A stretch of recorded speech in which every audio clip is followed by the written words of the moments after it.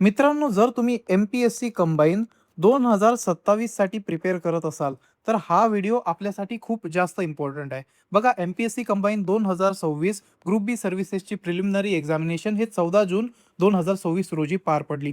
आता हे examination conduct झाल्यानंतर स्टुडंटचे जे रिॲक्शन होते, ते काही असे होते की पेपर हा खूप ट्रिकी होता आणि त्यासोबतच मॉडरेट टू डिफिकल्ट लेव्हलचा हा पेपर आलेला होता. आणि पेपरची जे लेंथ आहे, ते लेंथ इन्क्रीज झालेली आहे आणि आम्हाला टाईम मॅनेज करण्यासाठी खूप प्रॉब्लेम जात होता. आता बघा, हा टाईम मॅनेजमेंटचा प्रॉब्लेम का आला होता? कारण क्वेश्चनची जी लेंथ आहे ते इन्क्रीज झालेली आहे आणि त्यासोबतच रीडिंग स्पीड मुलांची कमी झालेली आहे. त्यानंतर आपल्याला अजून एक प्रॉब्लेम बघायला मिळाला, that is struck between 2 option. आता मुलं मोस्टली 2 ऑप्शनला एलिमिनेट करू शकत होते. पण उरलेले जे 2 ऑप्शन होते, त्यात ते कन्फ्यूज होत होते. आता हे कन्फ्युजन का क्रिएट होते? Because of lack of conceptual clarity. तर हे काही प्रॉब्लेम आयडेंटिफाय होत आहे आपल्याला या 2026च्या पेपरमध्ये.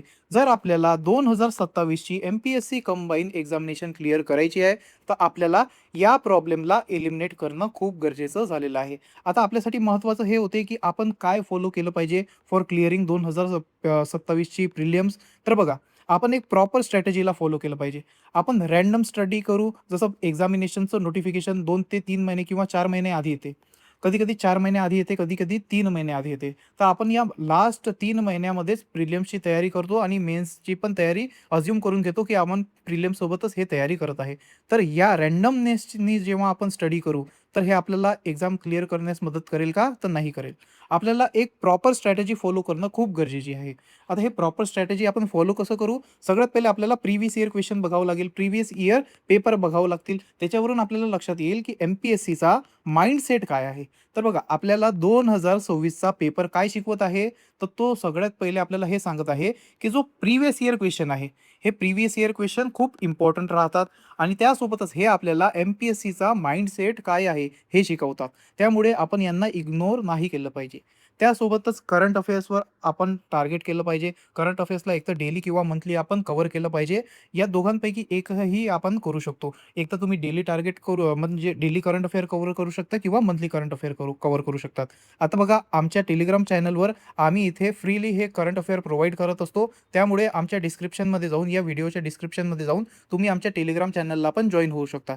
त्यानंतर मॅथ्स आणि रिझनिंग. बघा, मॅथ्स आणि रिझनिंग हे असे सब्जेक्ट आहे, जे ॲज अ स्कोर बूस्टर काम करतात. जे आपला स्कोर वाढवण्यासाठी काम करतात. बघा, जी-एसमध्ये काय होते, आपल्याला कन्फ्युजन राहते. एक तर ए ऑप्शन असू शकते किंवा बी ऑप्शन असू शकते. असे 2 ऑप्शनमध्ये आपल्याला मोस्टली कन्फ्युजन होते. पण जे मॅथ्स आणि रिझनिंग असतात, हे असे टॉपिक आहे, हे असे सब्जेक्ट आहे, ज्याच्यावरून आपल्याला एक्झॅक्ट आन्सर मिळतात. आपल्याला एक्झॅक्ट आन्सर मिळाले, की आपण कसं असतो, शुअर शॉट असतो, की आपण बरोबर क्वेश्चन सोडवलेला आहे. हेच आपण जी-केमध्ये, जी-एसमध्ये शुअर शॉट होऊ नाही शकत. त्यामुळे मॅथ्स आणि रिझनिंग जे आहे, ते एक स्कोर बूस्टर सारखे काम करतात. तर आपण यांच्यावर पण जास्त वर्क केलं पाहिजे. त्यानंतर रिव्हिजन. आपण जर 2 दिवसाआधी पेपरच्या काही वाचून गेलो, तर ते पेपरमध्ये तसंच्या तसंच आठवेल का? नाही आठवेल. त्यामुळे आपल्यासाठी रिव्हिजन हे मस्ट आहे. आपण जर या रिव्हिजनला इग्नोर करू, हे रिव्हिजन जर आपण करू नये, तर आपण इथं आपला जो चान्स आहे त्याला गमावून टाकू. त्यामुळे रिव्हिजन इज मस्ट. रिव्हिजनला आपण वारंवार केलंच पाहिजे. आणि त्यानंतर मॉक टेस्ट. मॉक टेस्ट जे असते, ते आपल्याला काय सांगते, की आपण कुठे कमी पडत आहे. त्याच्यानंतर आपण काय प्रॅक्टिस केली पाहिजे आणि टाईम मॅनेजमेंट कसा हँडल केला पाहिजे. ठीक आहे. टाईमला कसं मॅनेज केलं पाहिजे. हे सगळ्या गोष्टी आपल्याला काय कुठून माहिती पडते? या मॉक टेस्टमधून. बघा, आपण एका कॉम्पिटिटिव्ह वर्ल्डमध्ये आहे. जर आपण कम्पीट केलं नाही, तर आपण हरून जाऊ. त्यामुळे आपले जे डेली एफर्ट्स असतात, ते काउंट केले जातात. जर जितका आपण जास्त डेली एफर्ट देऊ, तितकाच जास्त आपण आपल्या रिझल्टच्या जवळ पोहोचू. तर हे गोष्ट तुम्हाला लक्षात घेणं खूप जास्त गरजेची आहे. आता बघा, आपण स्ट्रॅटेजी काय फॉलो केली पाहिजे, मी तुम्हाला ते सांगतो. आता हे तर आपल्याला लक्षात आलं, की आपण काय चुका नाही केल्या पाहिजे.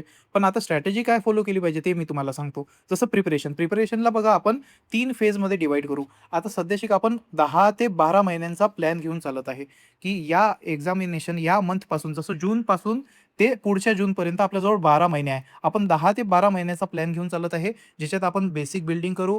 त्यासोबतच सेकंड फेजमध्ये आपण शॉर्ट नोट्स आणि प्रिव्हियस इयर क्वेश्चनची प्रॅक्टिस करू आणि लास्ट फेजमध्ये आपण सेक्शनल टेस्ट आणि फुल लेंथ टेस्ट देऊन त्या जे पण चुका येतील त्यांना रिवाईज करू. तर बघा आपण सगळ्यात पहिले बेसिक बिल्डिंग युनिटवर इथं वर्क करणार आहे. आता पहिल्या फेजमध्ये आपण काय करू, जे स्टॅटिक सब्जेक्ट आहे, त्या स्टॅटिक सब्जेक्टला कव्हर करण्याचा प्रयत्न करू. जसं जनरल सायन्स. जनरल सायन्समधून इथे आपल्याला 15 ते 17 क्वेश्चन बघायला मिळतात. सगळ्यात जास्त क्वेश्चन जनरल सायन्समधून येतात. त्यामुळे आपण याला सगळ्यात पहिले कव्हर करू. त्यानंतर हिस्ट्रीमध्ये पण महाराष्ट्राची हिस्ट्री हे खूप इम्पॉर्टंट होऊन जाते. तर हे जे स्टॅटिक सब्जेक्ट आहे, ते आपल्यासाठी इम्पॉर्टंट होऊन जातात. तर असं आपण प्रायोरिटी वाईज यांना कव्हर करून घेऊ. त्यानंतर बघा आपण डेली मिनिमम काय केलं पाहिजे, मिनिमम 2 घंटे इथं आपल्याला स्टॅटिकला आपण दिलेच पाहिजे. त्यानंतर 45 मिनिटं मॅथ्स आणि रिझनिंगला, करंट अफेअर्सला 30 मिनिटं आणि रिव्हिजन जे आपण दिवसात जे पण गोष्टी करत आहे, त्यांना at the end of the day आपल्याला 30 मिनिटं किंवा अर्धा घंटा, 1 घंटा आपल्याला त्या सगळ्या गोष्टींना रिवाईज करणं गरजेचं आहे. त्यानंतर डेली आपण MCQची प्रॅक्टिस करू. कारण बघा आपल्याला काय करायचं आहे, 100 क्वेश्चनला सॉल्व्ह करायचं आहे इन 60 मिनिट. तर जोपर्यंत आपण या डेली MCQची प्रॅक्टिस करू नाही, तोपर्यंत आपल्याला हे क्वेश्चन सॉल्व्ह करणं इथं पॉसिबल होणार नाही आहे. त्यामुळे आपल्याला हे डेली करणं गरजेचं आहे. आता त्यानंतर वीकली चेक्स आपण काय केले पाहिजे, जसं एक प्रिव्हियस इयर सेशन आपण ठेवलं पाहिजे. त्यानंतर मिनी टेस्ट दिली पाहिजे, जेणेकरून आपलं नॉलेज किती आपल्याला रिकॉल करता येत आहे, त्या गोष्टी आपल्याला लक्षात येईल. एक रिव्हिजन ब्लॉक ठेवला पाहिजे, की ज्या गोष्टी आपल्या चुकल्या किंवा जे गोष्टी आपल्याला आठवत नाही आहेत, त्यांना काय करू आपण रिवाईज करू. त्यानंतरच बघा जे गोष्टी आपल्या चुकलेल्या आहेत त्यांच्यासाठी एक करेक्शन बुक बनवू. आणि बघा काय होते, आपण क्वेश्चन जर सोडवला, त्यातले बरेच पॉईंट आपल्याला आठवतात आणि 1-2 पॉईंट असे असतात जे वारंवार आपल्याला आठवतच नाही. तर त्यांना आपण या करेक्शन बुकमध्ये टाकू. जेणेकरून कसं आहे, जेव्हा आपण लास्ट लास्ट पेपरच्या वेळेस रिवाईज करायला कोणता पण सब्जेक्ट घेऊ, तर आपण या जे करेक्शनवाली नोटबुक आहे त्याला रेफर करू. का? कारण इथं आपण ते फॅक्ट लिहिलेले आहे जे आपण वारंवार विसरतो. त्यामुळे हे करेक्शन नोटबुक खूप जास्त इम्पॉर्टंट होऊन जाते. ह्या गोष्टी आपल्याला सगळे वीकली करायचे आहे. त्यानंतर आपण येऊ आपल्या सेकंड फेजवर. आता बघा सेकंड फेजमध्ये आपण काय करणार आहे, जेव्हा आपलं बेसिक बिल्डिंग जे आहे, बेसिक फाउंडेशन जे आहे ते स्ट्राँगली बिल्डअप झाल्यानंतर आपण काय करू, त्या बेसिक फाउंडेशनचे शॉर्ट नोट्स बनवण्याचा प्रयत्न करू. कारण बघा आपल्याजवळ एक कॉम्प्रिहेन्सिव्ह नोट्स तयार झालेले आहे. जसं इथं आपण स्टॅटिक सब्जेक्ट कव्हर करत आहे. तर त्यासोबतच आपण काय करणार आहे, इथं प्रिव्हियस इयर क्वेश्चनला पण कव्हर करू. प्रिव्हियस इयर क्वेश्चनला कव्हर करू. तर या प्रिव्हियस इयर क्वेश्चनमध्ये जे पण एक्स्ट्रा पॉईंट आपल्याला मिळत आहे, ते आपण या नोट्समध्येच ॲड करू. जेव्हा आपण या नोट्समध्ये ते प्रिव्हियस इयर क्वेश्चनचे पॉईंट ॲड करत आहे, तर हे कॉम्प्रिहेन्सिव्ह नोट्स आपल्याजवळ तयार होऊन जातील. तर हे कॉम्प्रिहेन्सिव्ह नोट्स झाले. पण रिव्हिजनसाठी आपल्याला शॉर्ट नोट्स पण लागतील ना, तर हे शॉर्ट नोट्स आपण आपल्या सेकंड फेजमध्ये बनवू. जेव्हा आपल्याला माहिती आहे की कोणत्या गोष्टी अशा आहे जे इम्पॉर्टंट आहे आणि पेपरमध्ये विचारल्या जाऊ शकतात. तर आपण यांचे काय बनवणार आहे, शॉर्ट नोट्स बनवणार आहे. त्यासोबतच आपण या प्रिव्हियस इयर जे क्वेश्चन असतात त्यांची प्रॅक्टिस करणार आहे. आता हे शॉर्ट नोट्स बघा 50 ते 60 पेजेसचे बनवण्याचा प्रयत्न करायचा पर सब्जेक्टची. त्यासोबतच डेली प्रिव्हियस इयर क्वेश्चनची प्रॅक्टिस करायची. आणि हे प्रिव्हियस इयर क्वेश्चनची रेंज काय असली पाहिजे, कमीत कमी 8 ते 10 वर्ष. बघा 8 ते 10 वर्ष मी यासाठी सांगतो, कारण हा आपला रिसेंट ट्रेंड असतो. जो प्रश्न विचारण्याचा तरीका असतो ना, त्याचा हा रिसेंट ट्रेंड असतो 8 ते 10 वर्षाचा. त्यामुळे आपल्याला 8 ते 10 वर्षाचे मिनिमम प्रिव्हियस इयर क्वेश्चन करणं खूप गरजेचे झालेले आहे. त्यानंतरच मंथली करंट अफेअरला आपण काय करायचं, रिवाईज करायचं. बघा हे आपल्याला एक्झाम ओरिएंटेड प्रिपरेशन या प्रकारे आपल्याला करायची आहे. त्यानंतर येतो आपला थर्ड फेज. थर्ड फेजमध्ये आपण काय देणार आहे, सेक्शनल टेस्ट आणि फुल लेंथ टेस्ट. आता याच्यात जे चुका होतील त्यांना काय करणार आहे, आपण आपल्या करेक्शन नोटबुकमध्ये टाकू आणि त्यांना वारंवार रिवाईज करू. बघा टेस्ट देण्याचे महत्त्व नाही आहे, पण काय आहे याच्यात जे चुकी होतील त्यांना शोधून आपल्याला करेक्ट करायचं आहे, है ना? फक्त टेस्ट देणं हे या थर्ड फेजचा हेतू आहे का? नाही. याच्यात जे चुका होऊ राहिल्या, जे कन्सेप्ट आपल्याला आठवून नाही येऊ राहिले, त्यांना इथे आपल्याला ओळखायचं आहे आणि त्यांना वारंवार रिवाईज करायचं आहे. जेणेकरून काय होईल, आपली एक कॉम्प्रिहेन्सिव्ह प्रिपरेशन इथं तयार होऊन जाईल. ठीक आहे. आणि हे जे फुल लेंथ टेस्ट किंवा सेक्शनल टेस्ट तुम्ही देसाल, ते OMR शीटवरच देजा. कारण बघा काय होते, आपण 1, 2, 3, 4 असं लिहून तर टाकतो, पण जेव्हा ॲक्चुअली पेपर द्यायला जातो, तो OMR शीटमध्ये आपल्याला ते भरण्यासाठी खूप जास्त डिफिकल्ट जातात. त्यामुळे आपण हे OMR शीटवरच दिले पाहिजे टेस्ट सीरीज, असं माझं म्हणणं येते. आता याच्यानंतर काय आहे, की तुम्ही MPSC कंबाईनसाठी डेली चॅलेंज कसा घेतला पाहिजे. जसं बघा इथं काय दिलेलं आहे, की पहिल्या दिवशी तुम्ही पॉलिटी आणि मॅथ्स घेतलं पाहिजे. पॉलिटी आणि मॅथ्सला कव्हर करायचं, जे टॉपिक ठरवून घ्यायचं आणि पॉलिटी आणि मॅथ्सचे ते टॉपिक कव्हर करून घ्यायचे. त्यानंतर हिस्ट्री आणि रिझनिंग काय होईल, आपला सेकंड डेचा टार्गेट होईल. त्यानंतर थर्ड डेचा टार्गेट काय होणार आहे, आपला जिओग्राफी आणि करंट अफेअर. फोर्थ डेचा टार्गेट काय होणार आहे, आपला इकॉनॉमी आणि वापस मॅथ्स.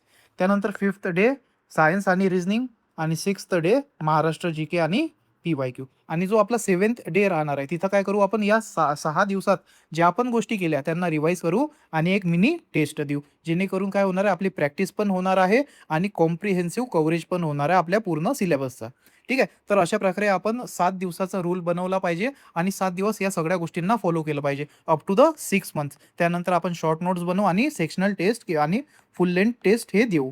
आता बघा 5 मिस्टेक जे तुम्ही टाळले पाहिजे ते म्हणजे काय, की रोज स्ट्रॅटेजी बदलणं. जर तुम्ही रँडम स्टडी करसाल तर तुमचा रिझल्ट येईल का? नाही. तुम्हाला स्मार्ट स्टडी करणं हे गरजेचं आहे. जेव्हा तुम्ही स्मार्ट स्टडी करसाल तेव्हा तुमचा रिझल्ट येईल. त्यासोबतच पी-वाय-क्यूला इग्नोर करणं हे खूप जास्त डिझास्टर ठरू शकते. ठीक आहे. पी-वाय-क्यूला बिलकुल पण इग्नोर नाही करायचं. करंट अफेअर्सचं काम बिलकुल पण पेंडिंग नाही ठेवायचं. मॅथ्स, रिझनिंगला टाळायचं नाही आणि जो टेस्टचा एनालिसिस असतो हा खूप इम्पोर्टंट टॉपिक आहे. ठीक आहे. टेस्टचा एनालिसिसवरून आपल्याला काय लक्षात येते, की आपण कुठे चुका करत आहे आणि आपण कोणत्या चुका टाळल्या पाहिजे. मोस्टली काय होते, सिली मिस्टेकमुळे आपले मार्क घसरून जातात. तर या सिली मिस्टेकला आपण कसं टाळू शकतो? Through this test analysis. तर आपल्याला या सिली मिस्टेकला टाळायचं आहे आणि टेस्ट एनालिसिस करायचं आहे. त्यानंतर बघा आपल्यासाठी आपल्याजवळ बघा आता जवळपास 10 ते 12 महिन्याचा टाईम आहे. पण हा टाईम कसा आहे, अनलिमिटेड आहे का? नाही. हा एक लिमिटेड टाईम आहे. त्यामुळे आपल्याला या लिमिटेड टाईमचा सदुपयोग करायचा आहे. आहे ना? त्यासोबतच बघा जे तुमचे सोर्सेस आहेत त्यांना फिक्स ठेवायचं. घडी-घडी सोर्सेस बदलायचे नाही. प्रिव्हियस इयर क्वेश्चनचं एनालिसिस आत्तापासूनच सुरू करून द्या. करंट अफेअरला डेली करा किंवा मंथली पण तुम्ही करू शकता. मॅथ्स, रिझनिंग हे रोज केले पाहिजे आपण. रिव्हिजन हे at the end of the week आपण केलीच पाहिजे आणि टेस्ट एनालिसिस तुम्ही खूप जास्त सिरियसली केला पाहिजे. हे जर सगळ्या गोष्टी तुम्ही केल्या तर तुम्ही 2027 ची जे आपली कंबाईनची ग्रुप बी सर्व्हिसेसची एक्झामिनेशन आहे त्याला नक्की क्वालिफाय करसाल. तर बघा हे सगळं काही एक स्ट्रॅटेजी होती आपल्या एम-पी-एस-सी कंबाईन ग्रुप बी सर्व्हिसेस प्रिलिमिनरी एक्झामिनेशनसाठी जे 2027 मध्ये होईल. आता सध्याशी त्याचं कॅलेंडर आलेलं नाहीये. त्यामुळे आपण प्रॉपर टाईम फ्रेमनुसार याला आखू नाही शकत आहे. पण एक रफ टाईम फ्रेम बघितला आपण, की 6 महिने मिनिमम आपण दिलेच पाहिजे फॉर द बेसिक फाउंडेशन. तर आपण या गोष्टींना फॉलो करू आणि आपला जो सीरियस अटेम्प्ट आहे त्याला देण्याचा प्रयत्न करू. तर मित्रांनो हे होतं आजच्या स्ट्रॅटेजीच्या बद्दल. बाकी तुम्हाला जर काही पण गोष्टी आमच्याकडून लागत असेल तर मला कमेंट सेक्शनमध्ये नक्की सांगा. त्यासोबतच तुम्ही आमच्या टेलिग्राम चॅनलला जॉइन होऊन आमच्या कोर्सेसच्या बद्दल माहिती पण घेऊ शकता. आम्ही एम-पी-एस-सी कंबाईन ग्रुप बी आणि ग्रुप सीसाठी कोर्सेस पण लॉन्च केलेले आहे. तर तुम्ही त्यांच्याबद्दल पण एन्क्वायरी करू शकता. त्यामध्ये आम्ही ह्या स्ट्रॅटेजीने सगळे कोर्सेस, सगळे सब्जेक्ट कव्हर करून घेणार आहे. ठीक आहे. तर मित्रांनो भेटूया आपल्या नेक्स्ट व्हिडिओमध्ये.